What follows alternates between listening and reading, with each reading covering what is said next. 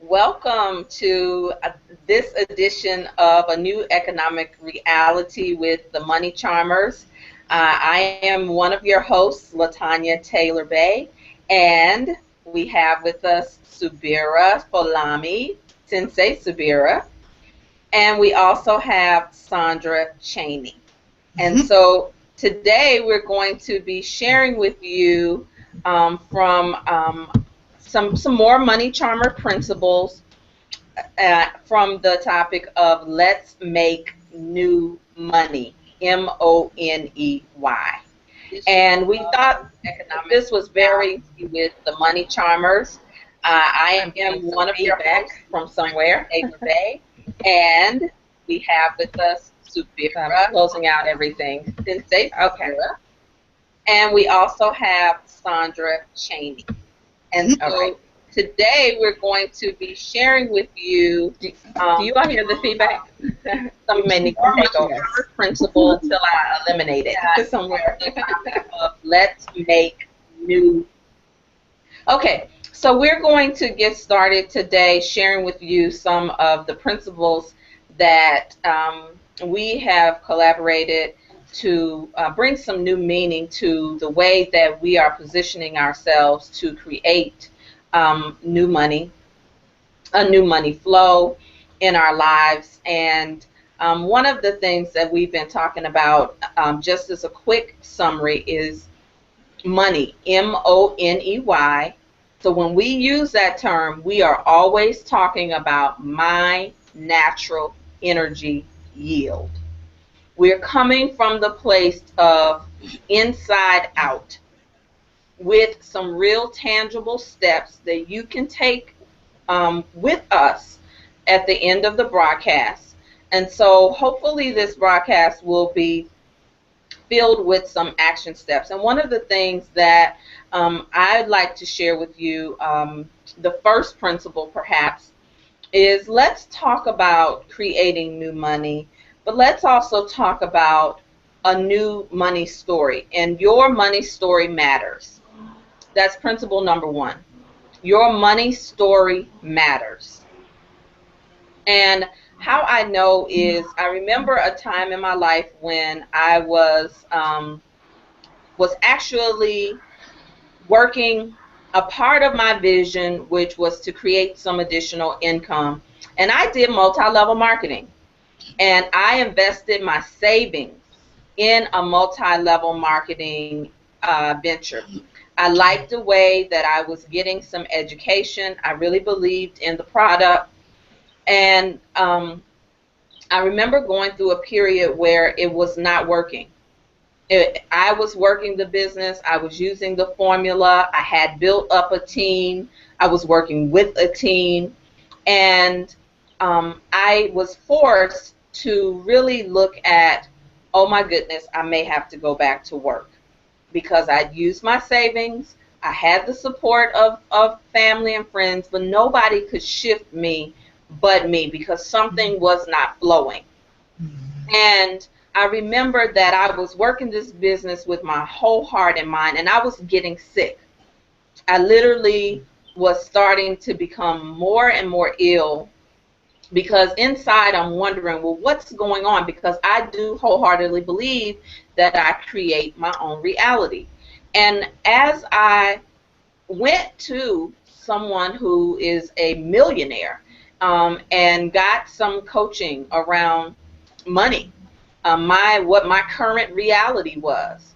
Well, one of the things that her work helped me to do was to see how you can't look just at your current reality. You have to use your current reality to look at what the past conversation or story was. And of course, as I was getting over the idea that I might have to go back to work, Barbara Stanley is one of the authors that I recommend, but she says how sometimes you have to have a bridge job, a job that will get you over to the other side. And I really didn't want to go back to work if I were to look at my why, but I went back anyway.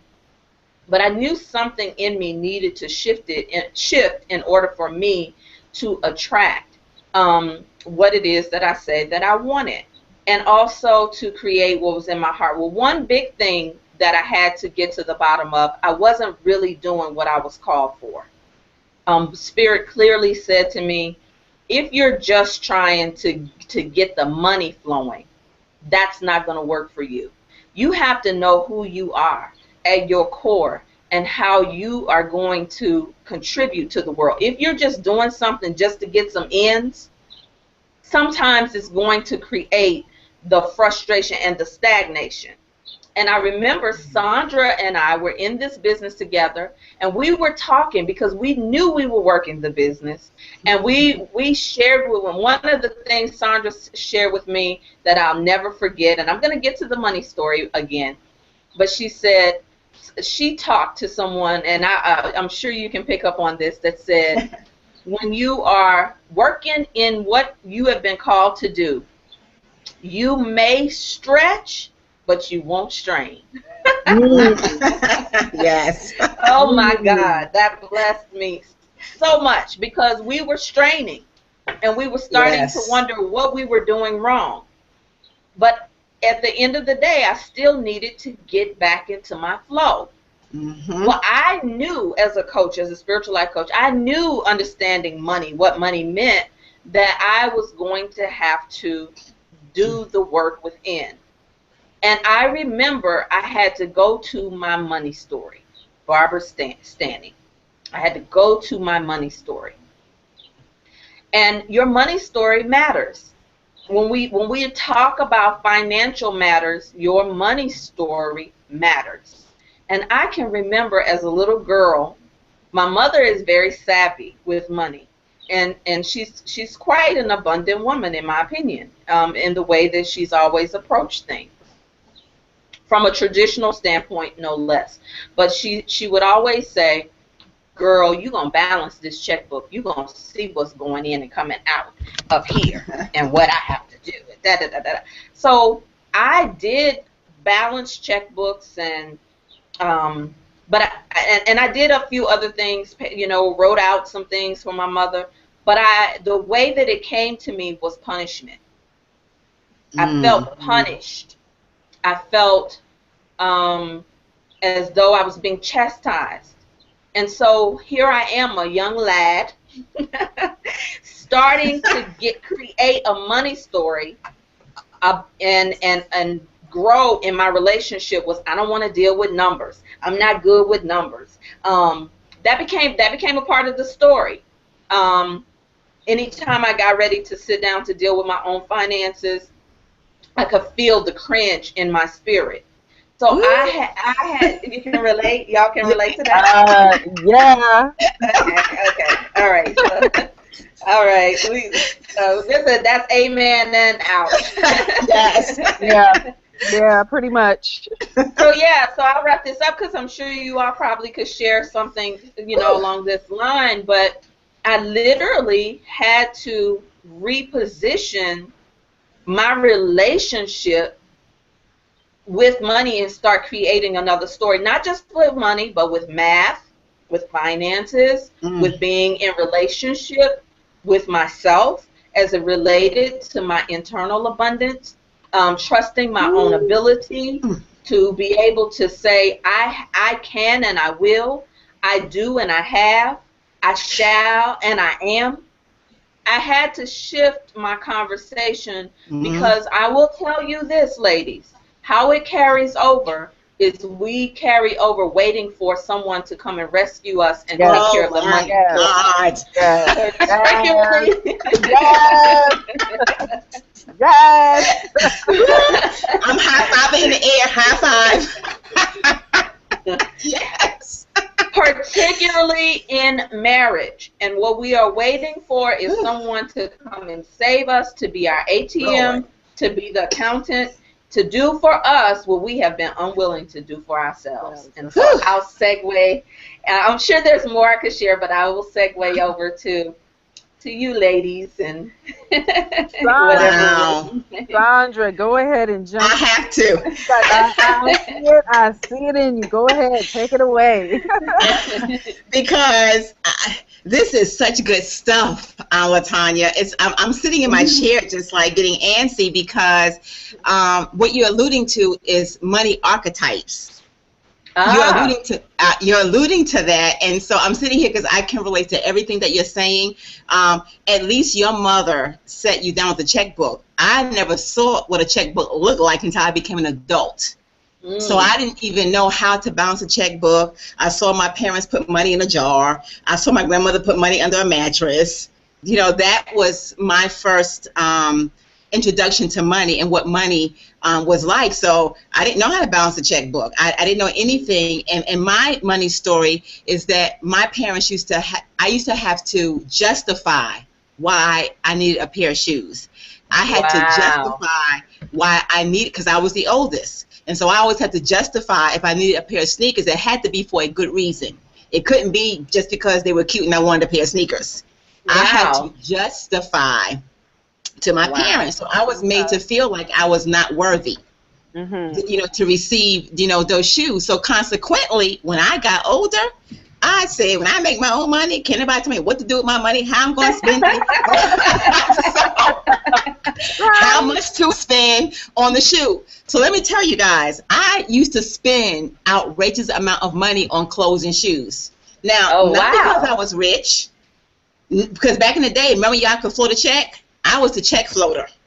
I would be like, okay, so in the day, you know, a check would take maybe 3 to 5 days to cash. So I'll get paid on Friday. So if I go on Monday, that's how I did it. And I would spend money like crazy on clothes because of that not feeling worthy. And so I didn't understand that all stemmed from my parents telling me, you know, making me feel that I was unworthy and not knowing how to balance a checkbook. I knew nothing about saving. I didn't save. As soon as I got it, I spent it. That was my money story. However, as I got older, I recognized that didn't work anymore because now you can't float checks. No. Now, and the era of debit cards and all these other things, you can't do that anymore. So some years ago, before even Juicy Spirit, I attended a class, and in this class, this woman was talking about money archetypes, and that piqued my interest because I'm like, well, what's a money archetype? And you know, and she was telling the different types of archetypes, and then fast forward, I guess the Lord must have thought I needed it again because in Juicy Spirit, LaTonya Taylor talked about archetypes and things like that once again. So I'm like, okay, God, let me get this down, because honestly, until you understand who you are, how you do one thing is how you do everything. So whatever your relationship with is money, it's the same way with love, it's the same way with relationships, it's the same way with everything. So you have to understand who you are. And thanks to Subira, she turned me on to a book, and the name of the book is called Money Magic. And in that book, she talks about the different archetypes. And I went through the book to refresh my memory because as LaTonya was talking, I'm like, yep, that's me. I can relate to that. And the first archetype that LaTonya, honestly, and I'm not saying this is her, but this is what this archetype says, is called the innocent. And the innocent often lives in denial. Overwhelmed by financial information. Pretends not to see what is going on around them. I can relate to all of that. Depends on the advice and opinions of others. Very trusting, and I was very trusting. If you said it, I believed it. That settled it. That's just how it was for me. Fear of abandonment. I had major fear of abandonment because growing up, I felt unworthy. I felt like, you know, I wasn't worthy of those pair of shoes. And, you know, if my sisters or somebody else needed something, then of course I was the last to get it. So to me, that was like being abandoned. So abandonment. Does not express feelings and beliefs. I kept everything in. I never shared anything with anybody, and always seeking security. I was always seeking security, and even though I wanted to be independent, I didn't want to be independent. I was sometimes very dependent on other people. So like LaTonya said, she had to go within. Well, that's what you're going to have to do to shift that paradigm, is you have to go within. You have to tap into your own power. You got to find the security and the knowledge of owning your own capabilities. I had to understand who I was, What am I capable of doing? How gifted am I? Because we all come with gifts.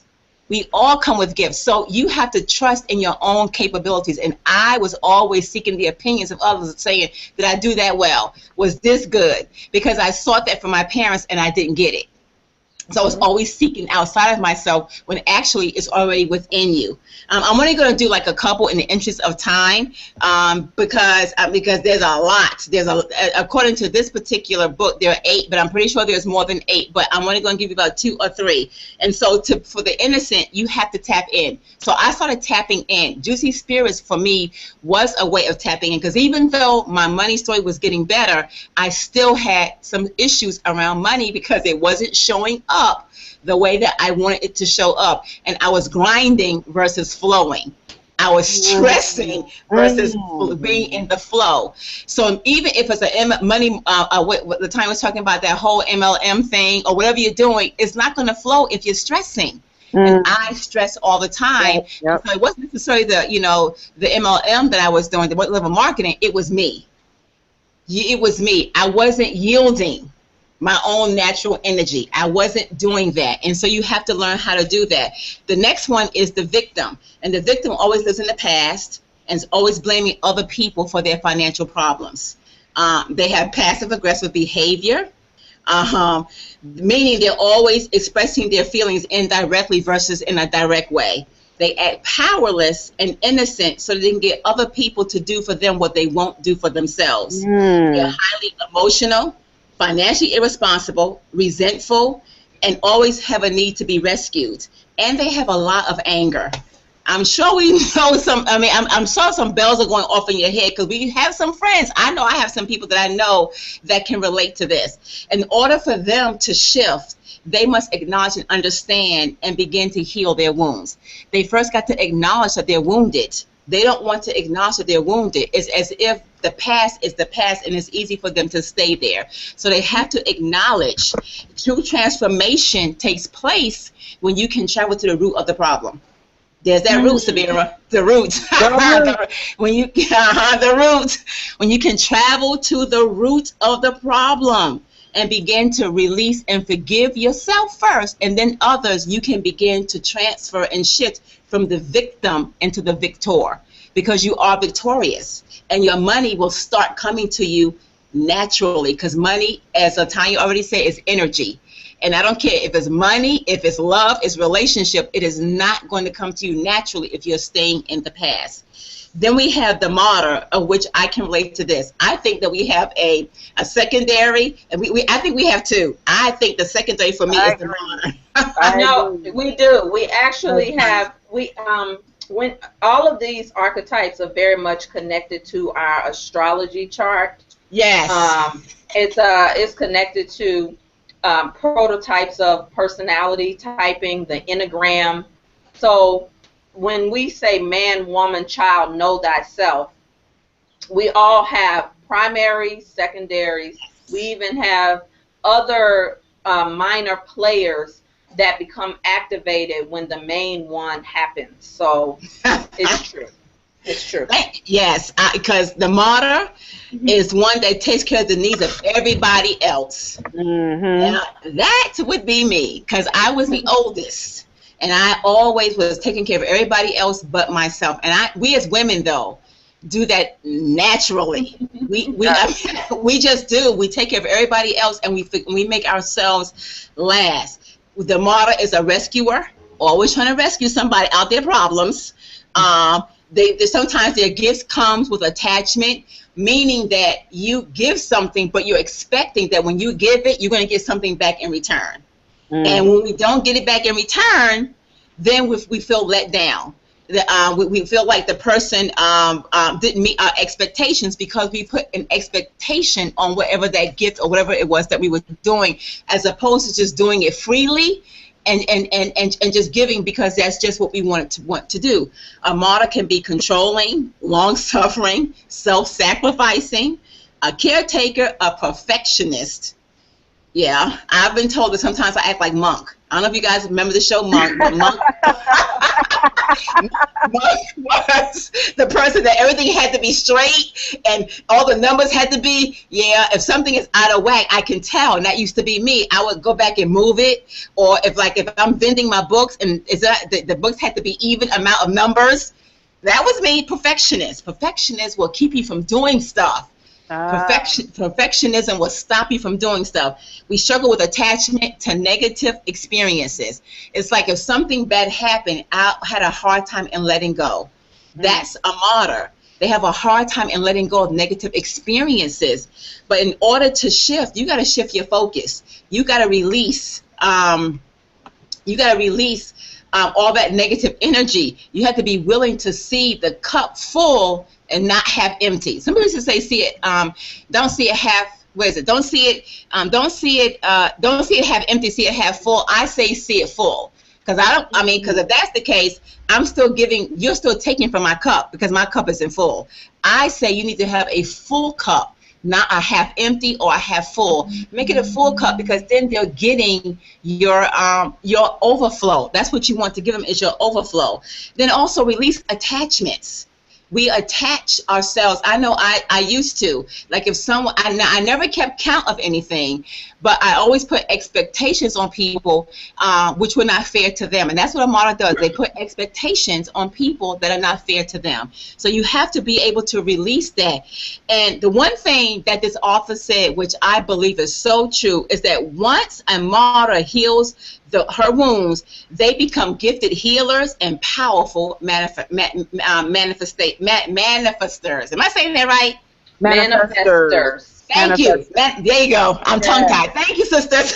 Manifestors. They become good. And so you want to let go because you have the power to heal. It's within you. And so we have to let go of some of these expectations. And so I'm not, it's a long list. I just wanted to give you a few of those. There's many more than that, but that's just enough to whet your appetite. I told you mine, because the innocent and the martyr, I think that I don't know which one is my primary and which one's the secondary. I think they overlap. But what I would say is understand what your money archetype is. That's a part of understanding how you do money too. It's a part of understanding your personality and all the other things, and that way you can begin to yield your money naturally. And I'm gonna let Subira jump in there, so I won't keep going. It's all right. We're gonna make our way back around a second time. But greetings to everybody. Again, I just want to say thank you for being here, spending your lunch half hour or hour with us. Yep. So today, as I've said, we're talking about let's make new money. And I want to begin where my sisters began, which is the beginning, our story, my story. And I, too, Sandra, am the oldest. And much like you, I didn't see a checkbook until I was in college. And I was bouncing checks all over the place. And I remember one of my most humbling, and at the time I considered it humiliating. It wasn't humbling, it was humiliating to have to go to a bank, walk into the bank and sit down with one of the representatives and ask them to show me how to balance a checkbook, because I had never learned. I did not understand. So I'm out in this world at a university where I'm taking on student loan debt which, is tens of thousands of dollars, and I didn't know how to balance a checkbook. So, wow. So for me there was that unworthy, like I was faking it till and hoping I would make it before people found out I was faking. Wow. Yes. It was really, really something. The archetype that I know I operated from, and I think, as you said, LaTonya, there's two at the very least, but a tertiary one I know that I operated with. To begin with, I am a warrior. From the gate, out the womb, I probably came out fighting. And that showed up, like you said, Sandra, whatever you do, how you do anything is how you do everything. That's right. And so I came at money and earning money with an energy of fight. Like I had to get the money, get the money, get the money. You know, I was in college. I was one of them kids working 3 jobs. You know, I was always on the hustle, always on the grind. And those were the words I used, hustle and grind. There was no such thing as flow. I was in a battle to get that dollar. You know? Yes. And you know, a fight as I matured. Then I realized I became a martyr as I got into relationships, you know, intimate relationships. I realized that I also had this martyr archetype working, where I wanted to save and woe is me and I don't know how, and you know, and that was about irresponsibility. Really, I could not respond because I had never been taught how to respond. So, you know, so there's a distinction between I'm irresponsible just because I know how and I don't want to do it. And literally, I was never taught how to respond to money except for fear. I grew up in a house where there was fighting going on all the time between my parents, specifically as it related to money. So that aggressiveness and that feeling that there's never enough, so you got to fight for it, you got to keep it, you got to hoard it, you got to hide it. That was what I came to adulthood with operating in the background for me. So moving forward, understanding that our money story matters and that everything we do actually matters. And I mean literally the word matters. I mean becomes solid, becomes form, becomes real. Correct. Yes. It literally begins to take shape and form where you can touch it. It matters. The story that I grew up with, that was indoctrinated in me, that I thought about, that I held in my heart, that I hustled from in my gut. Next thing I know, I'm living in the reality of that story. And it was a grind. And I think it set the stage for the experience. It made I made a perfect embodiment, environment for toxicity. That was how it mattered inside me. That's how it mattered out in my world, that I was always on the hustle, always on the grind. So I did come to know that that things would exist in this reality, and that I wanted to take responsibility. And I always, LaTonya, where you would say, I can't remember exactly what your words were. Oh, I'm not a math person. Right? Yeah. I said, oh, I'm a liberal arts person. I love history and writing and arts, and you know, so that was my fallback too. I'm a liberal arts person in college. I know nothing about these math business. But I was I was also an entrepreneur, and that meant I had to come to terms and develop a healthy relationship with math and with numbers, because now I like numbers when it came to business. Don't get it twisted. And somehow I could do numbers and do math if it meant I was going to make some money. But the place I was coming from was that of a warrior versus a magician.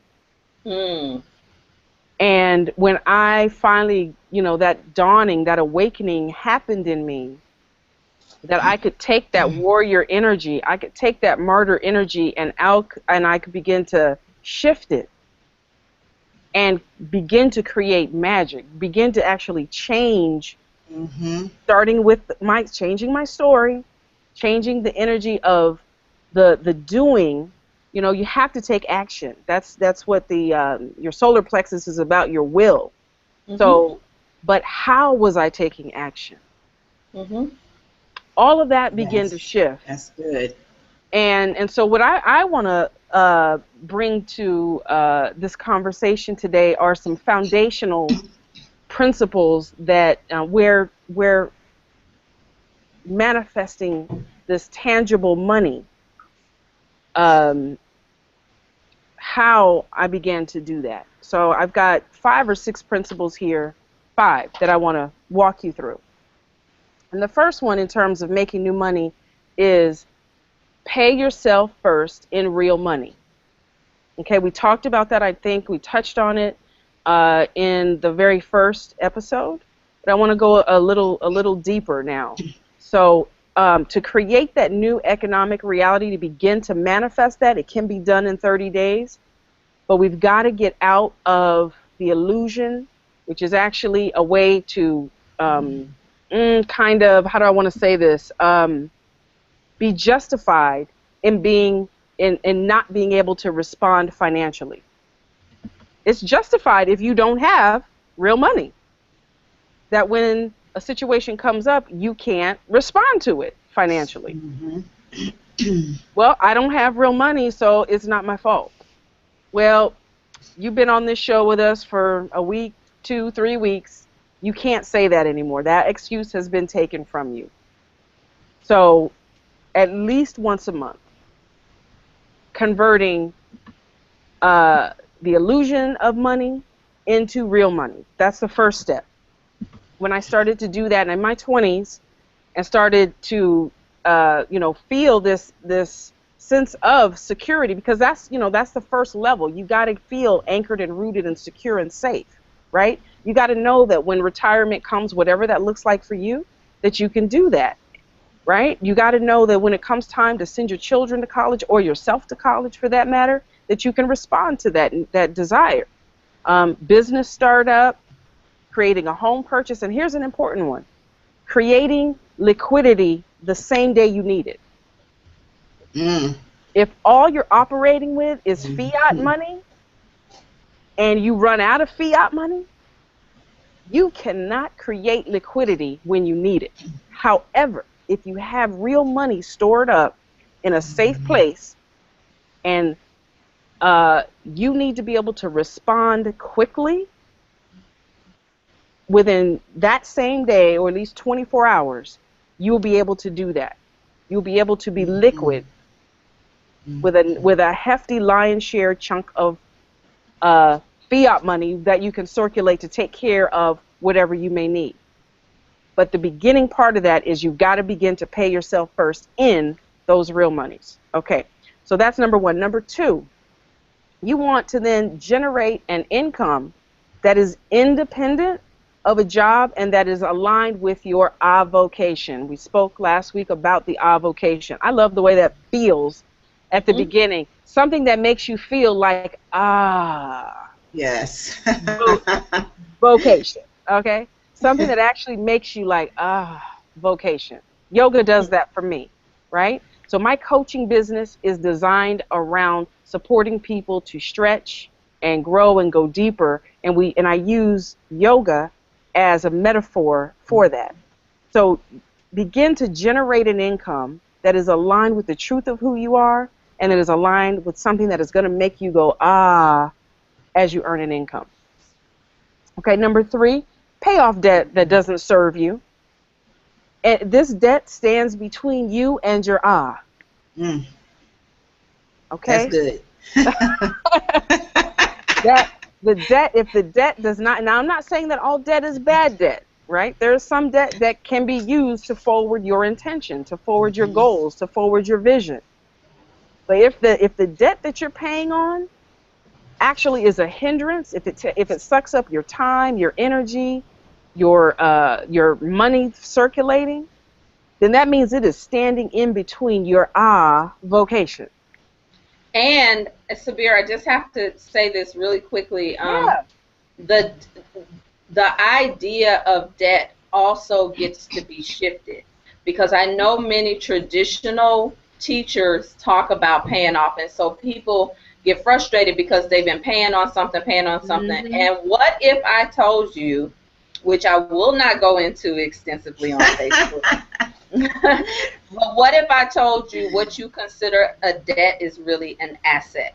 Right. And I will say this, we have to shift how we see ourselves as individuals versus seeing ourselves the way that corporations see themselves.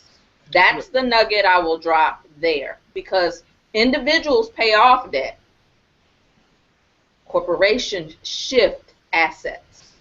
Right. Exactly. Exactly. Yes, yes. I didn't know we were ready to go that deep quite yet.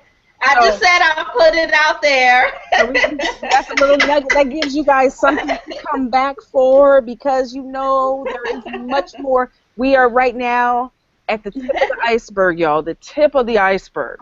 And I want to, uh, ensure that we are talking to people where they're at today. And I want you all to know, we want you to know that there is so much more that we have in store for you when you hang with us in future episodes, because there's a lot more than where these came from. Or talk to us privately. Pardon? Or talk to us privately. Yes, or talk to us Yes. privately. Private. Yes.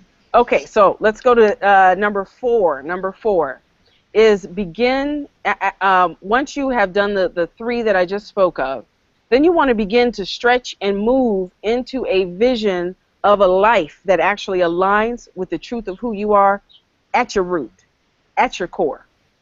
It aligns with your values, aligns with your passions, aligns with the things you naturally are inclined to do, skills that you may have developed over the last 10, 20, 30 years that you know you're good at, but for some reason you don't know how to actually convert that into currency, right?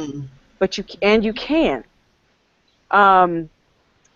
So that's number 4. Number 5 is building, creating, or even recreating a simple system, simple business system that will bring your vision to the marketplace. I'll say that again.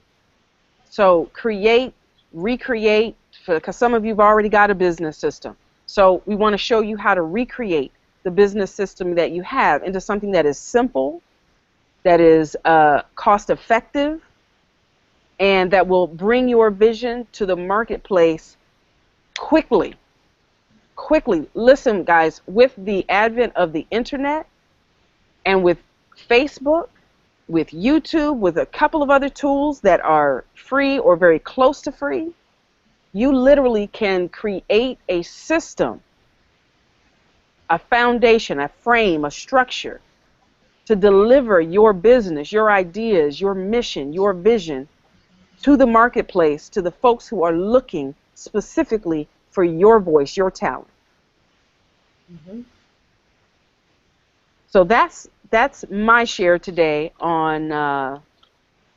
But if you could summarize your 5 steps into one, since each one of us are giving a principle, one principle today. That principle is. How could you? What would you name it as? Sure. I know we're talking about creating new money, and just a quick wrap up. I talked about your money story matters.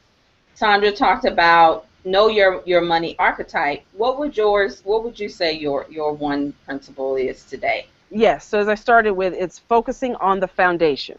Focusing on the foundation. That is so good. Yes, it is. So good. Foundation. And all 5 of those pieces are foundational pieces. Once you get your story, then you can start building and creating or deconstructing what you've created and recreate. Right. Yes, absolutely. Right? Yes. Yeah, because that's a very powerful statement, is that, we tend to want to just start building in the emergency. Someone said a lack of preparation on my part does not constitute an emergency, or a lack of preparation on your part does not constitute an emergency on my part. And oftentimes we run our lives on adrenaline. And so when we are exhausted and tired and worn out, even about the internal conversations that we have about real things that are happening, or those that we've weighted as real, such as money and finances, we find ourselves to be burnt out, stretched out, oftentimes with a physical effect. And I know, Subira, each one of us is talking about an emotional aspect that has manifested in our life in different ways. You shared something very powerful about your cancer story, and I like how you took it and made the cancer part CAN. Yeah. Yeah. You want to share anything about that? Yeah, I do actually. You know, the further I get away from the the months of treatment, and I can kind of see um, a broader view, a more, I guess, a more aerial, global view of cancer. It actually is now, time is your very best friend. Let me tell you that. Time and space have been my very best friend because it has allowed me to see cancer as a gift. And I know that probably sounds so strange, but it has gifted me with new eyes, and it has shown me what I can do. When I was at a space where I had literally nothing and I thought, am I even going to make it to the next day? Mm. I had to sit, and the next day came and I was like, well, I guess I can. Well, I guess I can. Everything that I told myself I couldn't do, you know, from these pretzel type postures in yoga, to, you know, rebuilding my finances, to rebuilding a business, to working on relationships, to letting go of some of the people that I loved most dearly so that I could grow even more. I realized with each step I took, with each breath I took, cancer gave me the opportunity to slow down, restructure my life, and see what I actually can do. So I look at it as, yeah, I can. There's not a lot of And that fear that operates in me anymore because of you know, there's still some places, but I was operating completely on fear 3-4 years ago.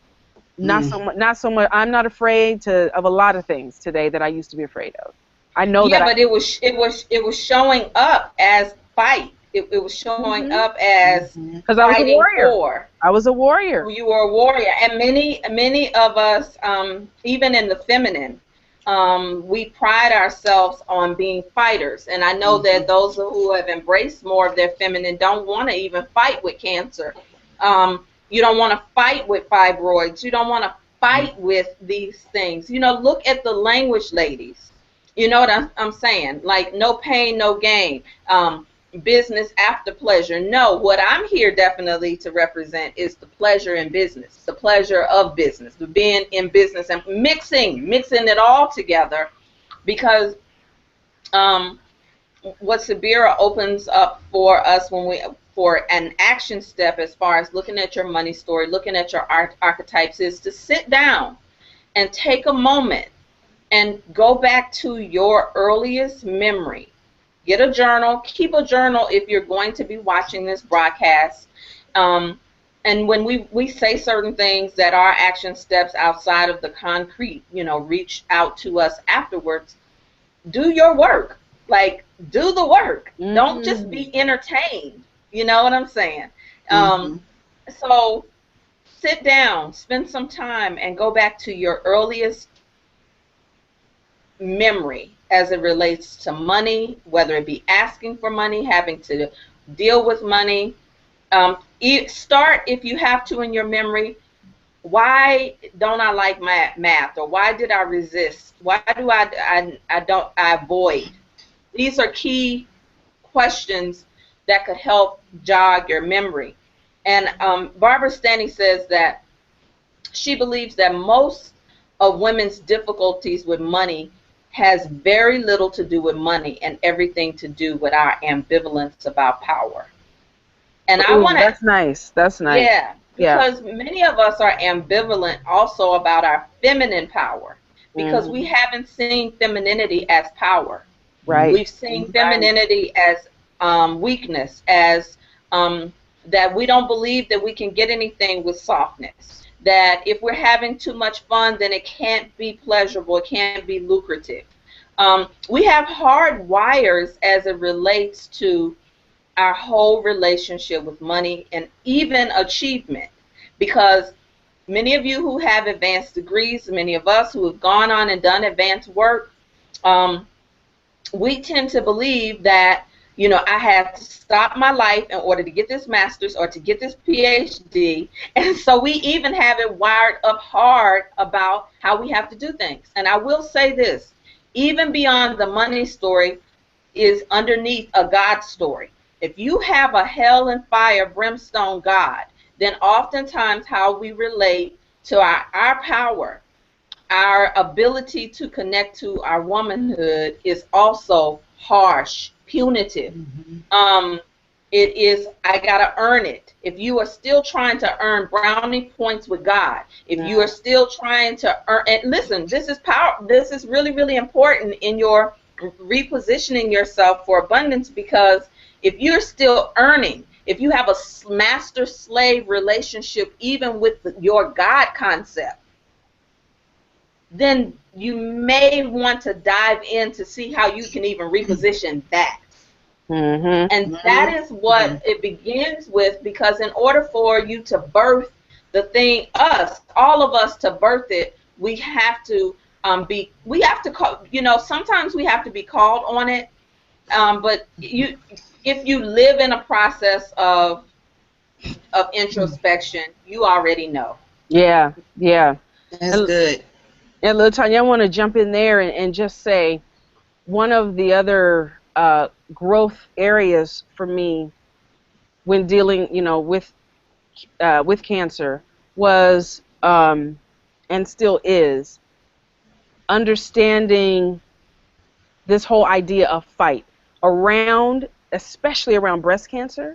It's all about fighting breast cancer and women warriors in pink, and but they use it is so strange because there's nothing. The imagery that they give us, it's confusing if you sit back and look at it.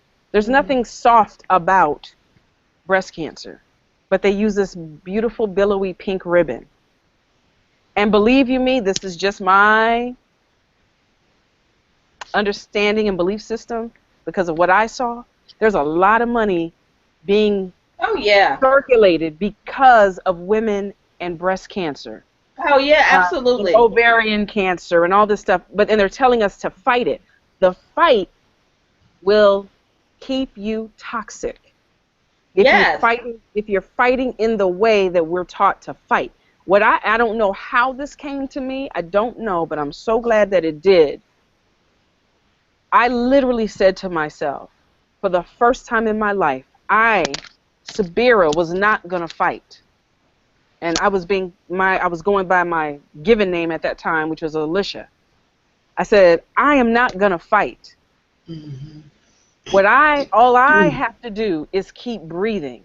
And what I chose to do was to allow my spirit, that's how I got to know who Subira was.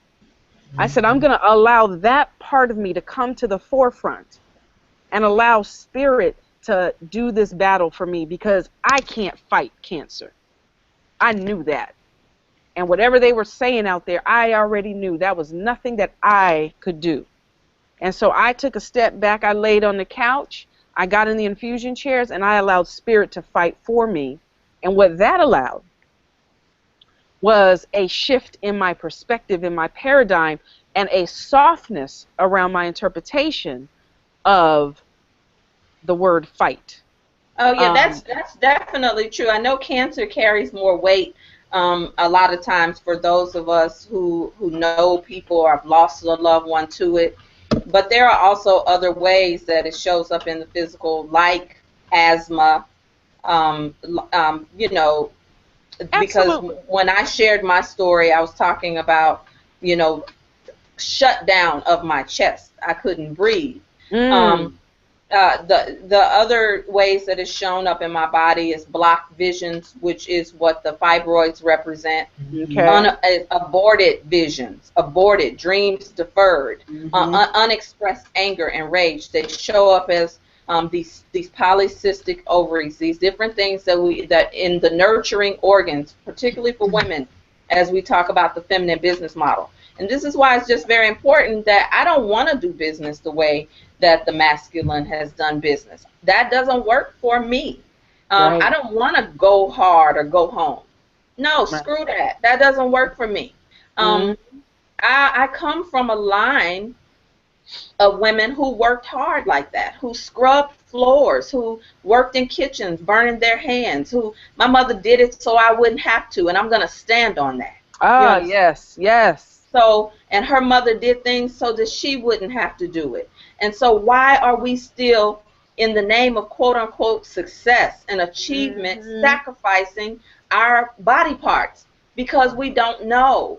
And so, you know, it's not popular. And so I applaud you for talking about the commercialization of disease. I mean, how about that? You know, check out Sonia Barrett's The Business of Disease. If somebody's watching today and you're paying for medicine, or you're saying you can't because of something else that's going on, that's an opportunity to shift. Check out Sonia Barrett, the Business of Disease, where cancer is called out. And my friends that have and clients who have recovered from cancer, they are calling the thing a thing, as Iyanla Vanzant says. Call the thing a thing. It is a commercialization. It's not popular, but to speak to things that that you know. But you know, we could go on and on about that. Sandra, do you have anything to share as far as giving up this fight? Because it seems to be a theme in our message today. Yeah, I mean, you guys were like doing very well in this conversation. You know, Subira, I can relate to fight, because even though, you know, the martyr and the innocent, being what I consider a conqueror of domestic violence and sexual assault, not a survivor. Oh yeah, just survive. Yes. That's right. Yes, I conquered. I mean, because to me, surviving, you're still in it. I didn't survive. I conquered it. I went to the other side and I started fighting, because again, my mentality was no one's going to ever control me. No one's going to ever tell me what to do. So I went from one extreme to the other. I went from being, you know, the powerless to being powerful, but powerful maybe in not such a good way. So I, like you, fought all the time. I fought my way on my jobs. I fought to be the best. I fought, you know, to be the best single parent. I fought, you know, to the point where I fought myself into sickness.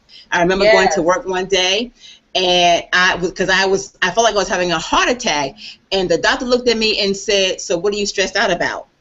And I was like, "What are you talking about?" He said, "Something is stressing you. What is it?" And he was like, "Whatever that is, you have to let it go, because that's what's causing it. The stress." And I'm like, well, okay. And I couldn't wrap my brain around what he was saying, because to me, it was like, no, I'm having a heart attack. But it was stress. It was my job. I was fighting too much on the job, at home. And so we do fight a lot. And so I'm like, Latanya, I don't want to fight. It's not a fight or flight for me. It's just being in the flow. And it's taken me a long time to understand how to flow. And the only way to do it is you got to give up the fight. I mean, to me, I'm learning God differently than what I learned God, who God was, how I was taught in church. To me, God isn't a fight, flight, you know, grind. God is just simple. God is just simple. It just is. That is just is. Well, Sandra, that's awesome. Yes. That's awesome. You know, you just said something. You know, I'm glad that we first of all we get to celebrate that we represent collaboration and partnership. That's abundant alone.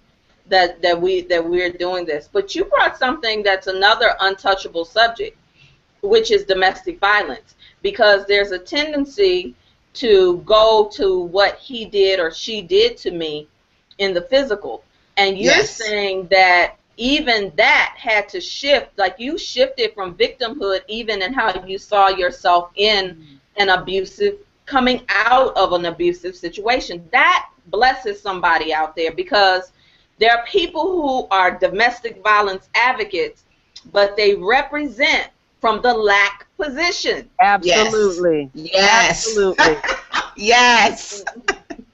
That's good to me. Agree. Yes, they do. And can I just, since you said that, can we stop saying we're going to eradicate domestic violence? We're not eradicating it. If we all acknowledge and just understand that we have to first heal and then get in the flow of yielding our natural energy, it's going to take care of itself. That's right. It really, really is. I think that we're stuck on, and the reason I say not eradicate is because we're fighting to eradicate it. You can't eradicate something that you continuously are fighting. Right. There you go. The same thing with breast cancer and all these other diseases. They're not going to find a cure. Well, there's too much money in it. Why find a cure? Right. Yeah, seriously. I mean, really. So it's like, what I say to that is, for me, I had to really understand who I am, who the God in me really is, and begin to heal that. So when I come from a place of love, when I come from a place of healed in my mind, body, and spirit, then I can go to that woman and give her what wasn't given to me. That's how you're going to help heal domestic violence. You're going to go and give what you did, what you have now. My cup, I can go and say to somebody, okay, let me help you understand what, how to come out of this. Because honestly, until I can help me, I cannot help you. So you have to be able to stop saying fighting. I stopped fighting because I used to be like on them lines, someone, yeah, we're gonna eradicate, blah, blah. Okay. And every day domestic violence is still in the news and we haven't eradicated nothing yet. And they've been saying that since what? Feminism was what, years ago? Since years ago. And we're still trying to eradicate something that's not gonna be eradicated. I think if we change how we talk and see things, it's going to help the world. I always say be a rebel, and not rebel negatively, but a rebel who goes against the status quo. Don't go with the quo, go against the status quo. And it may be perceived by some as negative, because all positive, boy, we start getting into mathematics when you really start understanding why this whole positive, you're the negative. Oh God. Okay, I won't go there. So because we have our topic for next week. Yeah, spirituality is mathematics, yo. Like really. Yeah. Yep. It is.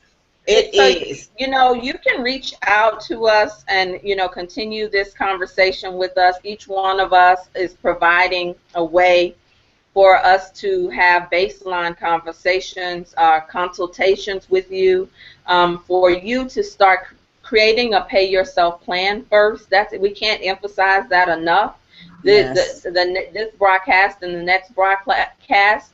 If you haven't reached out to us and you're in our tribe, reach out to us today to find out how can I take $66, $67, $69 or more and start creating some real money for myself. Mm-hmm. How can I join the Money Charmers Club? Because we're gonna. But how can I get? Be a charmer. I'm gonna be a charmer. Seduce your abundance, honey. And so reach out to us, share this broadcast. Let's start getting some real money clubs going that are going to bless us in the easily, the effortlessly, and the under grace. Yes. That's what I'm talking about. Yes. Awesome. So that will conclude our broadcast for today. We thank you for letting us spend your lunch with you. Don't be selfish. Share us with your lunch buddy. Yes. Click share on YouTube. You can reach all of us at our individual websites. It will also be in the description box. If you don't see it on the live broadcast, it will be there by the time you see the playback. I love you. There's nothing you can do about it. Subira and Sandra, any closing words? Yes, mine are breathe, believe, and move.